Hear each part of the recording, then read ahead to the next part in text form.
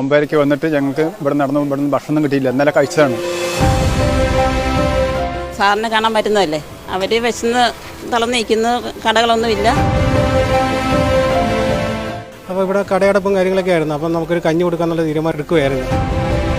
പുന്നപ്രയിലെ VS-ൻ്റെ വീട്ടിലേക്കുള്ള വഴിയാണ് ഈ കാണുന്നത്. ആളുകൾ ഇങ്ങോട്ട് ഒഴുകി എത്തിക്കൊണ്ടിരിക്കുകയാണ്.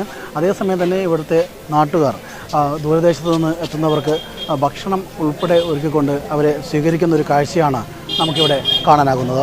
ഇപ്പോൾ ഇവിടുത്തെ വീട്ടുടമസ്ഥയായ സന്ധ്യ ചേച്ചി നമ്മോടൊപ്പം ചേരുകയാണ്. ചേച്ചി ഇവിടെ ഹോട്ടൽ നടത്തുന്നുണ്ട്. ഇന്ന് ഹോട്ടലിന് അവധി നൽകിക്കൊണ്ട് എല്ലാവർക്കും ഭക്ഷണം നൽകാനായി തീരുമാനിക്കുകയായിരുന്നു. ചേച്ചി, എന്താണ് ഇങ്ങനെ ഒരു തീരുമാനത്തിന് പിന്നിൽ? എല്ലാവരും സാറിനെ കാണാൻ പറ്റുന്നതല്ലേ, അവർ വിശന്ന് തളർന്നിരിക്കുന്ന കടകളൊന്നുമില്ല. ദൂരെയൊക്കെ കാണുന്ന ആൾക്കാർ വരുന്നതുകൊണ്ട് അവർക്ക് ഭക്ഷണവും പിന്നെ ബാത്റൂമിലൊക്കെ പോകാൻ രാവിലെ മുതലൊക്കെ വരുന്നുണ്ടായിരുന്നു. കുളിക്കാനൊക്കെ അവരെല്ലാം സൗകര്യം ചെയ്തു. ഇത് എൻ്റെ പെങ്ങളുടെ വീടാണ്.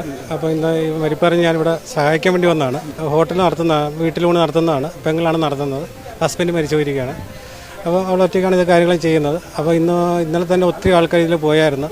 അപ്പോൾ പാലക്കാട് നിന്ന് അവിടുന്ന് ഒത്തിരി ആൾക്കാരുണ്ടായിരുന്നു. അന്നേരം നമുക്ക് അവർക്കൊരു ഭക്ഷണം കിട്ടാനായിട്ട് ഇവിടെ വേറെ മാർഗ്ഗമില്ല.